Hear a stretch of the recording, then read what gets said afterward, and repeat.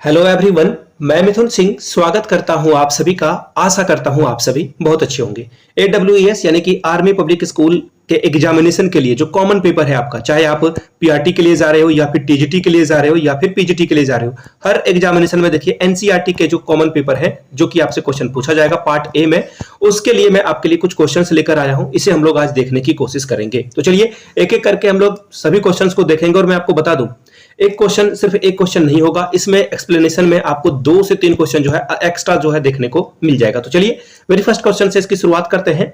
Which of the following is kharif crop. देखिए खारिफ और रबी crop क्या है, पहले ये समझना आपके लिए बहुत जरूरी है। तो चलिए मैं आपको बता दूं, यहां से देखिए खारिफ और रबी क्रॉप आपने ऑब्वियसली क्लास 10th में पढ़ा होगा। यहां से एक बार फिर से देख लीजिए।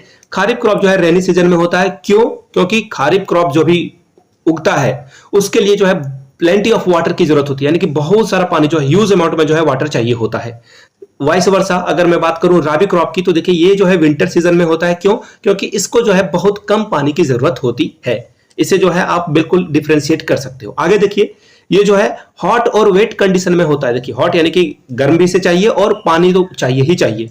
अभी रबी की क्रॉप की बात कर लेते हैं, तो ये देखिए कोल्ड में उगेगा और इसको जो है ड्राई कंडीशन की जरूरत होती है। बरसात अगर हो जाएगी तो दिक्कत आ जाएगी यहाँ पे।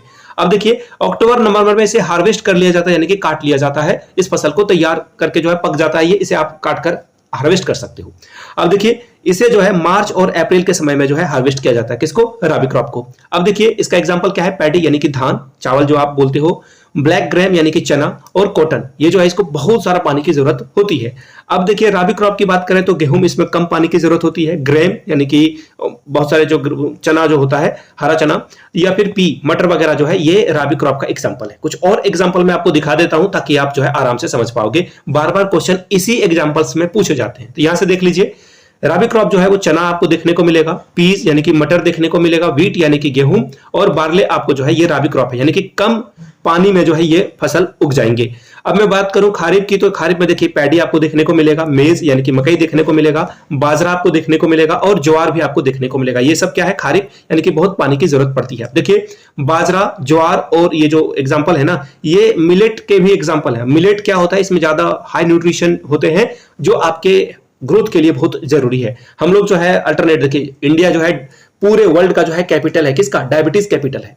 इसलिए जो है हम लोगों को कोशिश करना चाहिए कि हम लोग चावल और गेहूं को जो है ज्यादा, आमतौर पर पूरे भारतवर्ष में हम लोग चावल और गेहूं का ही कंज्यूम करते हैं। नॉर्थ में जो है रोटी वगैरह खाई जाती है, चावल भी खाया जाता है, लेकिन साउथ में चावल जो लोग ज्यादा खाते हैं, जिस वजह से लोगों को डायबिटीज होता है। इसीलिए जो है हम लोग को अब जो है बाजरा और ज्वार की तरफ भी स्विच करना चाहिए। अब देखिए यहाँ पे क्या पूछा गया है, खारिफ क्रॉप कौन सा है? अभी मैंने आपको एग्जांपल दिखाया, यहां से आपको देखिए खारिफ क्रॉप के बारे में पैडी, मेज, बाजरा और ज्वार। तो आपको पता चल चुका होगा कि बाजरा यहां पे क्या होगा? सही आंसर हो जाएगा। अब बचे हुए ये जो है ये तीनों क्या है? ये तीनों आपको जो है रबी क्रॉप के एग्जांपल देखने को मिलेंगे। तो देखिए एग्जाम में क्वेश्चन उल्टा भी पूछा जा सकता है, रबी क्रॉप का एग्जांपल पूछा जा सकता है और कंडीशन भी पूछा जा सकता है। तो यहां से जो है इस कंडीशन को भी आप देख लीजिए कि कौन सी कंडीशन में कौन सा जो है फसल को या फिर क्रॉप को उगाया जाता है। एक और बात, डायबिटीज की बात मैं कर रहा था, तो देखिए डायबिटीज के बारे में थोड़ी बहुत आपको जानकारियां जो है होनी चाहिए। डायबिटीज में देखिए होता क्या है ना कि इंसुलिन आपका बॉडी बनाना कम कर देता है। इंसुलिन जो है आपकी बॉडी रिलीज करना कम कर देती है। एक्चुअली इंसुलिन जो है वो एक ग्लैंड से निकलता है। अब मैं आपसे क्वेश्चन पूछना चाहूंगा यहाँ पे, उस ग्लैंड का नाम बताइए जिससे जो है इंसुलिन इंक्रीज होता है या फिर इंसुलिन जो है सेक्रेट होता है और हमारे बॉडी में जाता है, ब्लड में जाता है। तो देखिए उस ग्लैंड का नाम बताना है आपको पहला। और अगर इंसुलिन देखो कम मात्रा में जाएगा तो ऑब्वियसली आपको डायबिटीज हो जाएगा, है ना। अगर इसकी डिफिशियंसी हो जाएगी तो क्या हो जाएगा? आपको डायबिटीज हो जाएगा डिफिशियंसी होने पे। अगर ये एक्सेसिव हो गया, यानी कि ज्यादा मात्रा में अगर इंसुलिन आपके ब्लड में जाने लगा, फ्लो होने लगेगा, तो देखिए आपको जो है आप कोमा में भी जा सकते हो। कोमा में आप चले जाओगे अगर ज्यादा इंसुलिन आपके ब्लड में चला गया तो।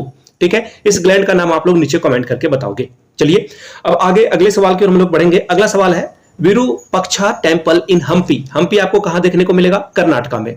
अब देखिए एक सवाल यहां से भी बनेगा, कर्नाटका में अभी हाल में ही इलेक्शन हुए, एक्चुअली बहुत टाइम हो चुका है, बट रिसेंट अगर मैं बात करूं विधानसभा की, तो कर्नाटका में एग्जाम जो है, अभी एग्जाम नहीं, एक्चुअली नेताओं का एग्जाम तो चुनावी होता है। तो कर्नाटका में आपको बताना है कि वहां के जो सीएम है वो कौन है। एक्चुअली उनपे अभी जो है वो एक्चुअली न्यूज में बहुत ज्यादा है। क्यों? क्योंकि उनके ऊपर जो है लैंड का जो है विवाद है, करप्शन का चार्ज है कि उन्होंने अपनी वाइफ को जो है चीप रेट पे जो है जमीन ट्रांसफर करवाई है, हैंकी पैंकी करके ये काम किया है। तो कर्नाटका के सीएम का नाम आप बता दीजिएगा, तो हम्पी आपको कर्नाटका में देखने को मिलेगा। अब देखिए ये जो डेडिकेट है ये किस हिंदू गॉड को जो है डेडिकेट है, तो देखिए इंद्रा नहीं होगा, विष्णु भी नहीं होगा, नन ऑफ एबव तो होगा ही नहीं, ये हो जाएगा शिवा। भगवान शिव को जो है, शिवा नहीं शिव ही बोलिए आप, भगवान शिव को जो है ये टेंपल जो है क्या है, डेडिकेटेड है। और एक और बात, सिर्फ शिव की बात नहीं की जाएगी, यहाँ पे जो है यहाँ पे पंपा देवी भी आपको देखने को मिलेगा। तो दोनों चीजों को याद रखिएगा। और ये ग्लोरियस इमेज है जो कि मैंने इस मंदिर के जो एडमिनिस्ट्रेशन जहां से होता है उनकी एक अलग से वेबसाइट है, वहां से जाकर ये फोटो मैंने ली है। कमाल की स्टोनिक्स है और मैं विजिट यहां पे जरूर करना चाहूंगा। साउथ के वैसे भी टेंपल बड़े कमाल के होते हैं। अभी देखिए अगला सवाल क्या है। अगला सवाल आपके सामने देखिए नादिर शाह के बारे में है। अब नादिर शाह के बारे में बात करें उससे पहले मैं आपको बता दूं, अगर आप AWS की तैयारी करना चाहते हैं तो सेल्फ स्टडी से बेटर कुछ भी नहीं है। लेकिन अगर आपके पास सेल्फ स्टडी और नोट्स वगैरह अरेंज करने के जो है टाइम आपको जो है कम हो रहा है, टाइम आपके पास है ही नहीं, बिल्कुल भी वक्त नहीं है, तो ऐसे में आप हमारे साथ जुड़ सकते हैं और 699 में आप मेरे हैंड रिटन नोट्स को एक्वायर कर सकते हो। इससे आप अपनी तैयारी को बिल्कुल नेक्स्ट लेवल पे लेकर जा सकते हो और आपका सिलेक्शन डेफिनेटली हो जाएगा। यहां से मेरी ईमेल आईडी देख लो, yourmithunsingh@gmail.com पे आप मुझे मेल कर सकते हो। इंस्टा पे हो then do follow me @imithunsingh। एक और बात मैं आपको बता दूं, मैंने आर्मी स्कूल 4 टाइम्स क्वालिफाई कर रखा है, तो ये डेफिनेटली आप माइंड में रखना। मेरे जो हैंड रिटन नोट्स होंगे वो आपके बहुत काम में आने वाले हैं। चलिए अगले सवाल की ओर हम लोग बढ़ेंगे। अगला क्वेश्चन देखिए आपके सामने ये रहा, Nadir Shah attacked India. Nadir Shah ने जो है इंडिया पे अटैक किया था। अब आपसे पूछा गया है कि उस समय जो मुगल था वो कौन सा वहां पे मुगल जो है उसको जो है, देखो एक्चुअली क्या है कि Nadir Shah attacked India at the time of which among the following later Mughals. उसके बाद जो है कौन मुगल आया था। तो यहां पे आपको मैं बता दूं, ये देख लो, ये एग्जांपल आपको दिखेगा, ये एक्चुअली पिक्चर दिखेगा। अब देखिए ये जो इंसान था ना एक्चुअली बहुत ही वुमेनाइजर था। वुमेनाइजर मतलब वो नाच गाने में बहुत ज्यादा लीन रहता था, वाइन वगैरह जो है ये ज्यादा पीता था, हुक्का वगैरह ज्यादा पीता था, जिस वजह से जो है ये जो है डाउनफॉल इसका हुआ। डाउनफॉल होने का मतलब ये नीचे चला गया। ऑब्वियसली देखिए राजा महाराजा पहले जो काम किया करते थे उनका काम था एक्सरसाइज।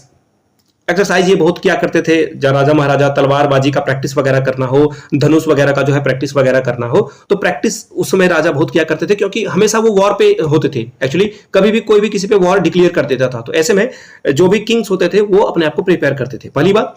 दूसरी बात, ये विद्वानों के साथ, वाइज इंसान के साथ रहा करते थे, उनसे जो है विजडम वगैरह लिया करते थे। लेकिन ये इंसान जो था वो वुमेनाइजर था, मतलब इसे क्या बोलते हैं हिंदी में, वो टर्म है ना, भोग वगैरह में ये जो ज्यादा लीन हो गया था, ठीक है। तो इस वजह से जो है यहाँ पे आप देख पाओगे the correct answer is Mughal Shah. Mughal Shah was the Mughal emperor. ये 1719 से लेकर 1748 तक यहाँ पे क्या था, मुगल का राजा था। He was ineffective. इनइफेक्टिव का मतलब हो गया कि ये जो था बहुत ही प्रभावशाली राजा नहीं रहा। क्यों? क्योंकि ये प्लेजर सीकिंग था, यानी कि ये जो है बोला ना मैंने आपको कि ये भोग में जो है डूबा हुआ इंसान था।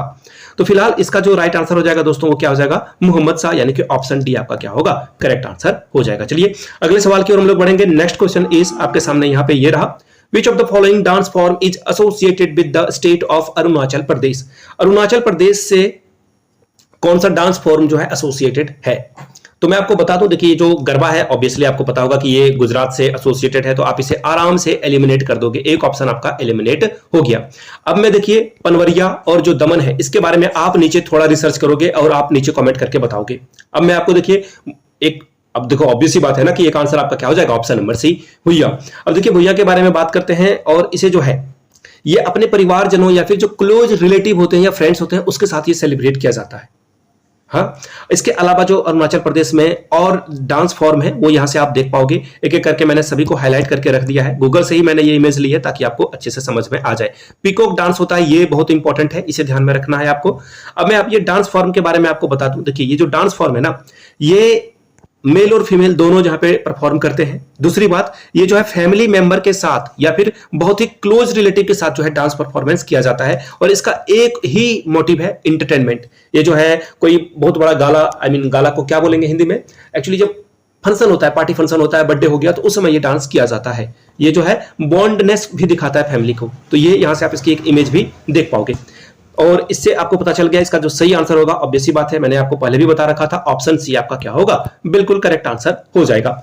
नेक्स्ट क्वेश्चन की ओर हम लोग बढ़ेंगे। नेक्स्ट क्वेश्चन देखिए आपके सामने ये रहा, the foremost right among rights to freedom is. तो देखिए फ्रीडम ऑफ राइट के बारे में बातें की जा रही है यहाँ पे, और ये जो है एनसीईआरटी का क्वेश्चन है। मैं आपको अभी देखिए एनसीईआरटी के स्क्रीनशॉट को मैंने यहाँ पे लगा रखा है आपके लिए, एक एक करके हम लोग जो है उसे देखेंगे भी। तो फिलहाल मैं जो आंसर है वो मैं बता दूं कि जो सबसे बड़ा राइट है आपके लिए वो है आपका जो लाइफ है उसे कोई ले नहीं सकता है जब तक आप अनलेस किसी को हार नहीं करते, किसी को नुकसान नहीं पहुंचाते हो। तो राइट टू लाइफ जो है आपका सबसे बड़ा फ्रीडम ऑफ राइट है, पहली बात। दूसरी बात, पर्सनल लिबर्टी यानी कि आपको आजादी जो है, ये दोनों, आप देखो आप जिंदा हो लेकिन आपको जो है कैद करके रख लिया गया, तो इससे भी कोई फर्क नहीं पड़ेगा, आप जिंदा से भी जो है बदतर स्थिति में पहुंच जाते हो। तो इसका सही आंसर क्या हो जाएगा? Option number C, right to life and personal liberty. यहां से देखिए ये एनसीईआरटी का स्क्रीनशॉट आपको दिखेगा, right to life and personal liberty. यहां से देखिए, the foremost right among rights to freedom is to right to life and personal liberty. ये एनसीईआरटी का, देखो यहां पे आपको पीछे में लोगो भी दिख रहा होगा, तो ये एनसीईआरटी में हूबहू लाइन ली गई है, वैसे ये क्वेश्चन मैंने आपके लिए तैयार किया है। तो ऑप्शन सी आपका क्या होगा? बिल्कुल करेक्ट आंसर हो जाएगा। चलिए आगे बढ़ेंगे अगले सवाल की ओर। नेक्स्ट क्वेश्चन देखिए आपके सामने, ये रहा, who are the only two emperor of the Mughal empire to have written their own autobiography। ठीक है, रिटन ऑटोबायोग्राफी किसके द्वारा लिखी गई है? तो देखिए अकबर ने अपना खुद से जो है ऑटोबायोग्राफी नहीं लिखा, तो ये ऑप्शन आपका कट गया। ठीक है, अकबर यहां भी आ गया तो ये भी ऑप्शन आपका कट गया। शाहजहां ने ताजमहल बनाया था, ऑटोबायोग्राफी नहीं लिखी थी, तो बचा कौन सा?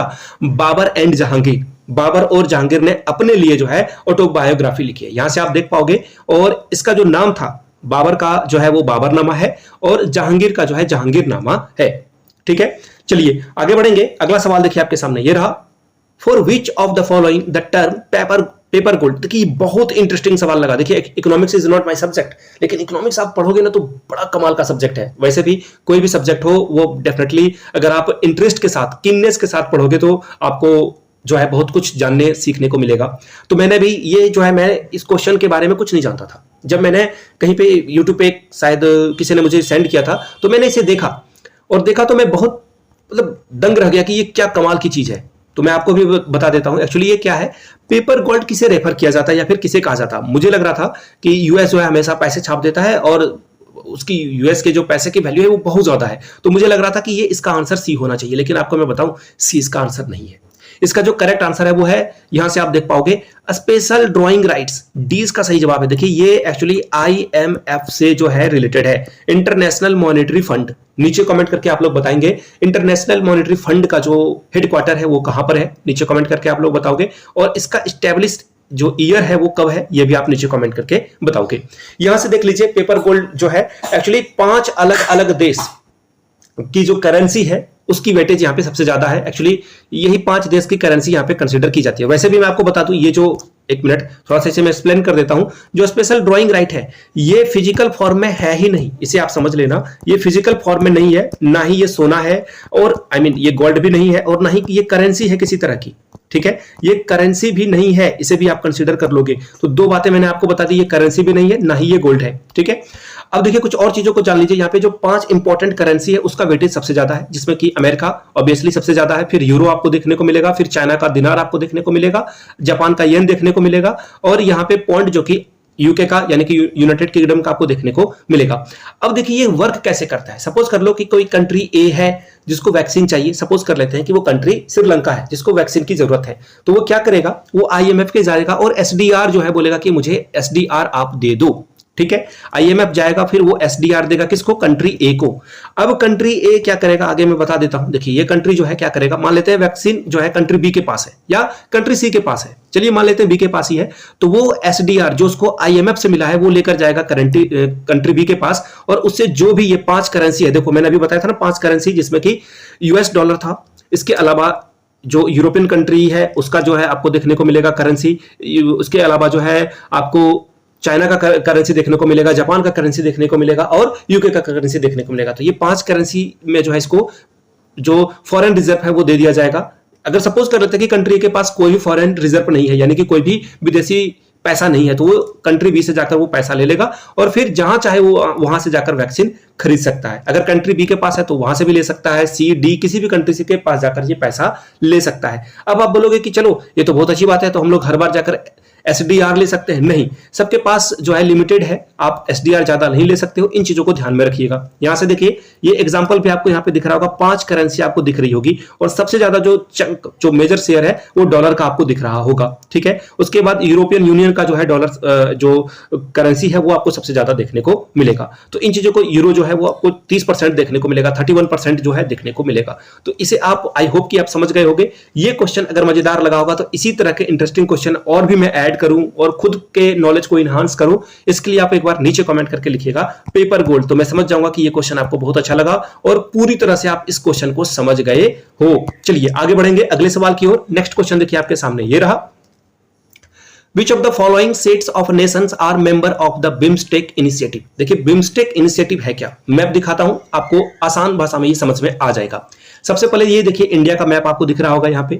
इंडिया के मैप के साथ नेपाल, भूटान, म्यांमार, थाईलैंड, बांग्लादेश आपको दिख रहा होगा और श्रीलंका भी आपको यहाँ नीचे में दिख रहा होगा। तो ये टोटल जो कंट्री है, नंबर ऑफ कंट्री 7 है इंडिया को ऐड करके, तो ये 7 कंट्री मिलकर जो है बिम्स्टेक बनाती है। अब इसका फुल फॉर्म जान लेते हैं हम लोग।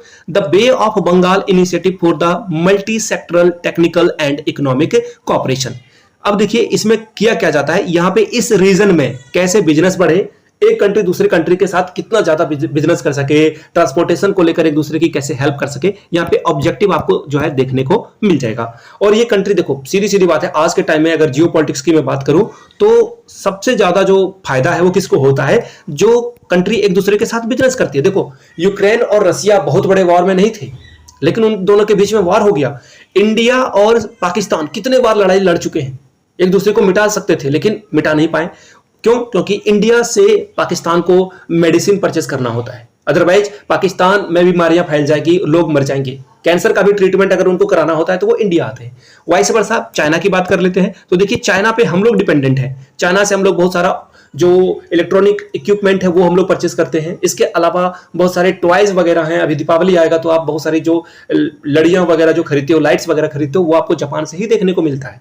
तो ये हम लोग जो है बिजनेस कर रहे हैं, चाइना के साथ बिजनेस हो रहा है, पाकिस्तान के साथ बिजनेस हो रहा है, इसलिए लड़ाइयां नहीं होती है। तो ये बिम्स्टेक इनिशिएटिव इसीलिए तैयार किया गया है। तो अब देखिए इसमें कौन कौन दिखेगा आपको, ऑब्वियसली बांग्लादेश तो है, Bhutan, Nepal, India, Sri Lanka, Thailand, Myanmar. तो देखिए 1 2 3 4 5 6 7 कंट्री। अब देखिए 7 कंट्री में एक कंट्री यहाँ पे आपको मिसिंग देखने को मिलता है। क्या? एक मिनट में आपको, वेट ए मिनट, यहां से आप देख पाओगे भूटान भी इसमें शामिल है, यानी कि यही ऑप्शन आपका क्या है, करेक्ट है। मैं एक बार एश्योर हो गया और बी ऑप्शन आपको मैंने बता दिया। ठीक है, अब यहां पे देखो मालदीव, ये मालदीव नहीं है इसलिए ये ऑप्शन कट गया आपका। अब यहां देखोगे तो इंडोनेशिया आपको दिखेगा, इसलिए ये ऑप्शन कट गया। अब इसमें देखिए 1 2 3 4 5 ही कंट्री का नाम है, इसलिए ये ऑप्शन भी कट गया। तो ऑप्शन बी आपका क्या होगा, बिल्कुल करेक्ट आंसर हो जाएगा। चलिए आगे बढ़ेंगे। अगला सवाल देखिए क्या है, the temple city of ocean. देखिए इसका अभी जो है ये ओशियन, आपको लग रहा होगा कि राजस्थान में कोई टेम्पल का नाम ओशियन क्यों होगा। अभी मैं आपको जो है चीजें और क्रिस्टल क्लियर बताऊंगा। ये राजस्थान में स्टेब्लिश किया गया था किस राजपूत शासक के द्वारा। तो देखिए यहाँ पे सोलंकी, सिसोदिया, चौहान वगैरह का नाम है, गुर्जर का नाम है। तो देखिए इसका जो सही आंसर होगा, पहले आप मंदिर की फोटो देख लो, बहुत ही कमाल की जो है फोटो आपको दिखेगी, मंदिर जो है कमाल का है। अब इसे जो है ओसिया कहा जाता है, इसे क्या कहा जाता है, ओसिया। तो फिलहाल जो इसका सही आंसर हो जाएगा, एक्चुअली इसका अब जो है ओशियन नहीं, इसे आप ओसिया पढ़ोगे। ठीक है, ये तो पहला डाउट क्लियर मैंने आपके लिए कर दिया। अब देखिए यहां से आपको आंसर दिखेगा, Gurjara Pratihara establish Marwar in Rajasthan and build the temple. देखिए इन्होंने जो है मारवा में स्टैब्लिश किया मारवाड़ को, और यहीं पे जो है टेम्पल ओशियन या फिर ओसिया जो है जोधपुर में तैयार किया। एग्जाम में यह भी सवाल पूछा जा सकता है कि कहां पर तैयार किया, तो जोधपुर में। तो फिलहाल इसका जो आंसर हो जाएगा ऑप्शन नंबर ए आपका करेक्ट आंसर हो जाएगा। चलिए आगे बढ़ेंगे नेक्स्ट क्वेश्चन की ओर। देखिए वो जो कि आपके सामने ये रहा, इनर सिक्स क्या है। देखिए मैं आपको एक इमेज दिखाऊंगा ताकि आप चीजों को अच्छे से समझ पाओगे। ठीक है, अब यहां से देख लीजिए, थोड़ा सा पिक्चर गड़बड़ है। एक्चुअली 1952 में जो है इसकी स्टैब्लिशमेंट की गई थी। इसमें आपको कौन कौन सा कंट्री दिखेगा, नीदरलैंड, जर्मनी, लग्जमबर्ग, इटली और फ्रांस, इसके अलावा आपको बेल्जियम देखने को मिलेगा। अब ये जो 6 कंट्री है ना, ये एक दूसरे के साथ कॉपरेशन करे, पीस करे, और एक दूसरे के कंट्री में जाकर जो है वर्कर वगैरह की शॉर्टेज हो तो एक दूसरे की मदद कर पाए। तो ये था, इसमें आसियान ऑब्वियसली नहीं आएगा, सार्क नहीं आएगा और G20 नहीं आएगा। इसमें ये सभी कंट्री जो है यूरोपियन कंट्री है। तो ये जो है कम्युनिटी मार्केट तैयार किया गया था जिसमें स्टील वगैरह के लिए, देखो इनकी वेबसाइट पे जाओगे तो ये पीस, हार्मनी, कॉपरेशन वगैरह की बात करते हैं, लेकिन एक्चुअली स्टील वगैरह का जो है ये काम एक दूसरे के साथ बिल्कुल फ्रिक्वेंटली बिजनेस करने के लिए जो है ये 6 कंट्री एक साथ में आई थी। चलिए आगे बढ़ेंगे। Name the range which separates Pakistan from Afghanistan. Pakistan और अफगानिस्तान जो है एक दूसरे से अलग करता है, वो कौन सा रेंज है? तो देखिए, पामीर रेंज नहीं है, काराकोरम रेंज भी नहीं है और हिमालयन रेंज भी नहीं है, ये हिंदू कुश रेंज है। ऑप्शन ए आपका सही हो जाएगा। बोलोगे मजा नहीं आया ना, आपको लग रहा होगा कि ये तो बिल्कुल रटाने वाली चीज मैंने आपको बता दी। डोंट वरी, मैप ओपन करते हैं और इसे ध्यान से समझेंगे। सबसे पहले हिंदू कुश की इमेज आप यहां से देख लो।